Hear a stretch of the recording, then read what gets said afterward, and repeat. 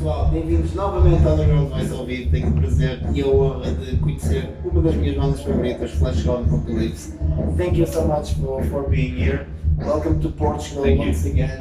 Yeah, thank you very much. It will be my third time seeing Fleshgod Apocalypse. Awesome. The first one was in 2009, I think, with Marduk, probably. Probably, yeah. You know, Porto. Back in the days, yes. Yeah. Do you remember anything about this? Yeah, I years have. ago? Like, we played in Portugal many times, and it's always a good time here. So yeah, I remember we played here with a tour with Vader and Mark, and we played both Lisbon and Porto. Porto, yeah. Then we played other festivals, and actually the first gig we ever played abroad was in Portugal. We played in Guarda, 2007. Right. So it's the first time actually for real we played abroad. So it is a special place for us in Portugal. We love Fleshgod Apocalypse. You have a huge fan base here. Awesome. Do you have any opinion about the Portuguese crowd? No, I mean, like we love the Portuguese crowd, and we love this place, and we got a lot of offers to come back every time. Yeah. So we played many times in the tours and many times in the festivals. It is a complicated country to come to, especially when they do like European tour. Yeah. Like the European tours it's not up to the band, the routing. I mean, like sometimes it's considered too far away, just like Italy. Sometimes they skip Italy because there's no interest in going down, and then come back. So they mainly play the mainland, like Germany, Switzerland, Austria, France. And sometimes when these tours go to Spain, they even go to Portugal. And so not always in European tours we have the opportunity to go to Portugal, but Well, then we have opportunity to come back with festivals like this one. Well, Valeno was released some months ago. In like 24th of May. Yeah. How's been the first reactions? I really love this album. Thank you. How's been the feedback? Well, probably the best feedback we ever had for all the albums. I think it's gonna be it's gonna top King. It already top King in the sellings. Like we sold more copies of Galeno. In the first week we hit the charts in many countries. We did very good in the United States. We hit the charts in Germany for the first time. Hit the charts in France, the UK. So this means that things are going and growing more and more. And the feedback by the press, feedback by the fans is outstanding. Everybody, everybody's enjoying Valeno. Everybody's enjoying this new drive of the band with this new people coming. It's a stronger lineup than before, and it's like a new era for you. Right? It's more like it's a new era, but it's much more close to the original one. So it's good for us because it's fresh blood. It's a new feeling, completely new spirit, let's say, and it's good for the people because you don't go to see a bored band or somebody and just okay, I have a band and let's do this. It's for us. It's a pleasure to play. It's a pleasure to entertain people. Yeah. And the people are enjoying this. They can perceive, they can see and feel it. So it's good for the people as well. Yeah. It's a really intense and complex album, but at the same time, it's kind of unpredictable. Yeah. It's not obvious. It can be anything. A little bit chaotic. We can't expect. When we listen to the first song, we can expect what's coming next. Okay. It's kind of weird album, and I love it. It's more various. It's more diverse. All the songs are very unique somehow, and it's good because. We are the first fans of Fleshgod Apocalypse music, so of course we love what to do. But sometimes you have while listening to the music, it can become boring. Even Fleshgod, like for us, it's like okay, we write this music, we really love it, but sometimes we feel like, yeah, but here, you know, there's nothing special, you know. So we were looking for something more, as I said, diverse, more unpredictable, more, you know, spontaneous. And I think we found a perfect balance, a good balance for this, you know. So you get like all the aspects and characteristics of Fleshgod music, but at the same time you have more, you know, this spontaneous, you know, straight in your face, you know, feeling that makes this album different from the others and somehow better, more mature, more, you know, people like it, I think, for this reason as well, because they cannot say, you know.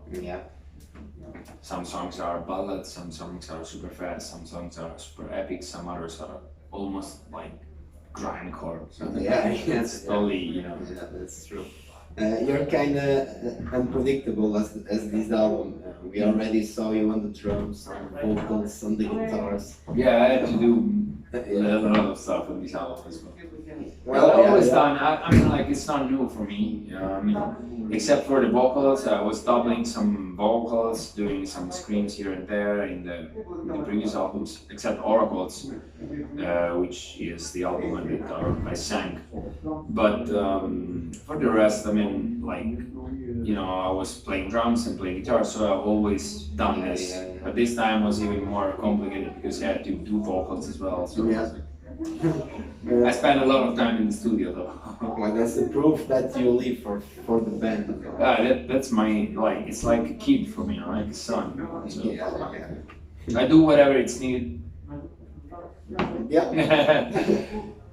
Well, this time you guys didn't stop to tour to compose and record this album. No, it was we did that. It was more.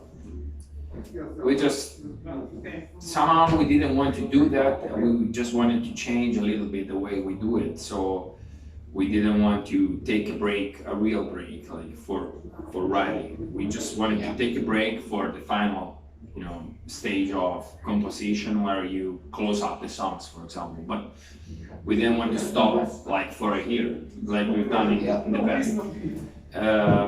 And also, let's say that circumstances, you know, because we had this lineup change where we had a lot of people interested in having the band with the new lineup playing live, and so we got some offers that somehow, you know, made extended the touring cycle of King. So we were like, okay, let's do this, and we played a lot of shows for King, and most of the shows have been played with the new lineup. So these are the two reasons. So on the side, we want to stop a little bit less than the other times and have a more spontaneous and more, you know, unpredictable songwriting.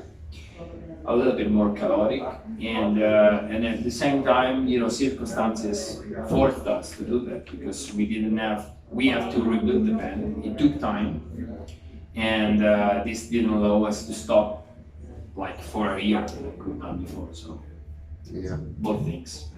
Can you talk a little bit about the concept of the video clip for Sugar? Great video. Thank you. All the Fleshgod Apocalypse videos are really intense and thank you. Well, we're trying in the videos, so just like in the music, we really like the visual part. It's part of the entertainment, and entertainment in general is a very important aspect for the band. So we try to improve in the video clip as well. We had the opportunity to work with this friend of mine, Giovanni Pucci, for the new video clip, and he's an incredible director. He worked for like very big names like Korn and stuff like that. So we had this opportunity, and now we're doing another video clip for the new album. But it takes a little bit of time because there are pretty complex video clips. That video clip and that song specifically is about drug addiction, heavy drug addiction, and we wanted to talk about it. I wanted to talk about this problem because it was a problem that I, you know, had to face, not in person, but some people that I love very close of me, at this issue. Yeah. Especially in, when we finished the high school, and so I wanted to talk about this, but before with Tommy, it was a different thing because he's a great performer, but I didn't want to put myself in the lyrics that much because to me it was pointless to put myself in the lyrics and having somebody else, to speak for me. Yeah. So this time I had the opportunity. I was like, okay, I can write the lyrics and then I can sing these lyrics live, which is the most important thing. And so I wanted to talk about drug addiction and heroin addiction, and we did the video clip, which is metaphorical, but at the same time it's very effective to put the light on a problem, which is not something that some people think that this kind of problem is not belonging to us anymore, based on like heroin is something that is like in the 80s, in the 90s maybe. It's not. Yeah. It's alive, and right now it's very dangerous. It's one of the most. It's growing again very fast because it's super cheap.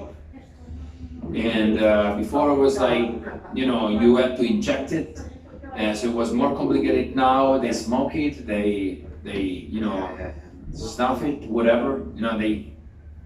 It's complicated, and it's not like a joint, as many people think. It's like, okay, it's another story, and it can kill you. So we're like, why not? And we decided to pick this song for the meaning and build a video clip that could underline the meaning of the song even more. So it's about that. Yeah. An interesting thing about Fleshgod Apocalypse is that all the albums are really different from each other. We can see Oracles and King, for example, are really different. Two different bands. Yeah, but at the same time they both have the Fleshgod Apocalypse vibe. You listen to it and you know that's Fleshgod Apocalypse. How's it possible to make different songs with the same vibe? It's not the same vibe, but you have the... Well, honestly, that's I think, yeah. Maybe because I've been writing the songs from the very beginning, so maybe my taste is always there, So it's maybe that is the reason, or maybe it's what, we just get bored of what we do very easy. I mean, we are very curious people, and we just want to extend and try new stuff. I mean, like, music can become a job. And it's great when you become a job because you have a passion that can, you can live off, which is great. But it's not something you're forced to do.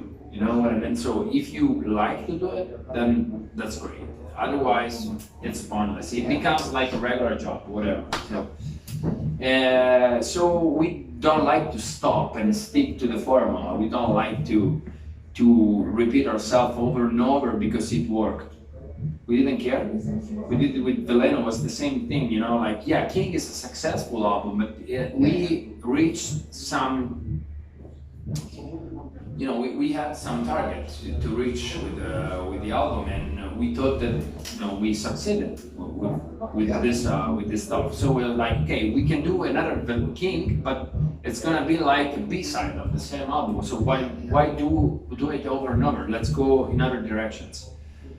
And then you have like very weird songs like Mona Lisa, for example, which is a super weird song for Fleshgod, but at the same time it's a Fleshgod song, and it's and all of a sudden it becomes one of the songs that the fans like the most, and you don't expect it.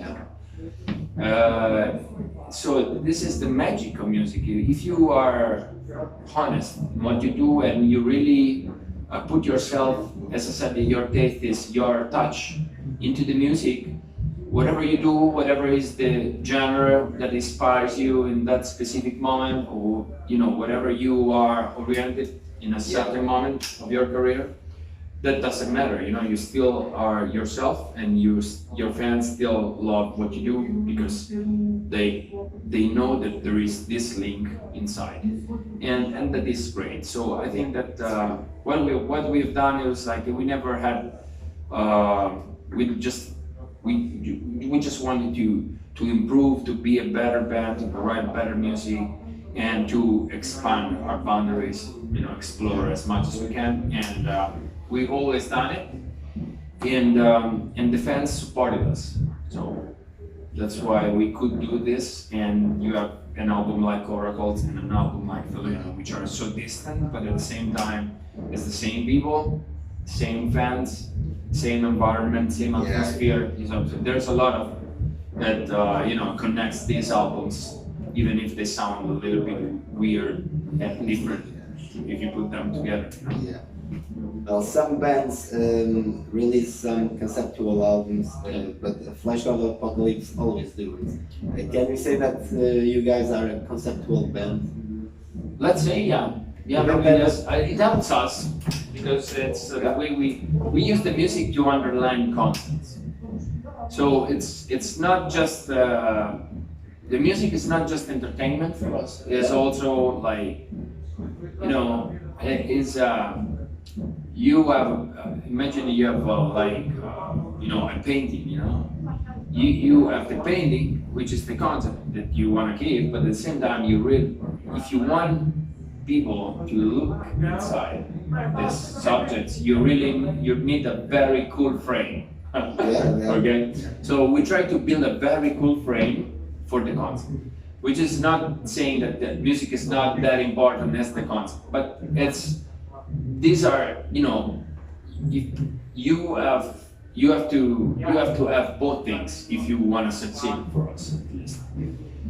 So this is our point of view. And so, for example, like we try to, if we have a subject, if we have something to talk about, you know, we try to underline this with the music. So so yes, it's a conceptual album, and Veleno is another conceptual album, and we are a conceptual band because this is the way we work. You don't have a specific concept for the band, but the concept for the album, right? Yeah, it's always metaphorical. Yeah. But you know, sometimes it's more narrative. It's more like a story, like King, for example. But King is like it's a series of metaphors. You know? So all the character is a metaphor of a certain behavior. Yeah. Same thing with the labyrinth is a myth, but at the same time it's a journey into you know, self-consciousness, fears, fragilities. You know, so it's an inner journey. Yeah. And in Veleno, the same story. You know, like there is a thing which is this poisoning thing that connects all the songs, but you know, it's it's about the relationship between the man and the nature, the man and other man, the man and his own nature, inner nature. So this is, you know, you always have this, and it helps. You know, it's the point of the album, and then you have everything else that try to fit with this. You know, so you have the idea. Well, okay, I want to talk about this. So how can I describe this with the music? How can I describe this with an artwork? How can I describe this with a video clip? The artwork is awesome. I really love the artwork. The elephant one. Yeah. Will you come back soon to Portugal? Hopefully. We hope so. Yeah, well, we will. I think we're gonna do it like now. We're booking some shows for next year, headlining shows. So for sure we're coming back and as a headliner for the first time. So we're excited. We'll be waiting. Okay, cool. Finally, thank you so much for being here. It was a huge honor to meet you. It's one of my favorite bands. Okay, cool, man. Thank you very much. Any words for the Portuguese fans and undergroundsvoice viewers? All right, yeah. I want to thank you for watching. I want to thank you for giving us, you know, every time the best support. That, you know, in the end, it's your support that pushes the promoters to call us to play here. So thank you very much, and it's a pleasure to play for you once again, and we hope to play for you many times in the future. So yeah, thank you for the interview. It's very important that the press, still support the bands underground. So, we spread the word, we spread death metal, symphonic metal, which is great. Obrigado, if it's right. Yeah. Thank you very much. Thank you so much once again. Oh, bye. Fleshgod Apocalypse, undergroundsvoice. There's no plan on that.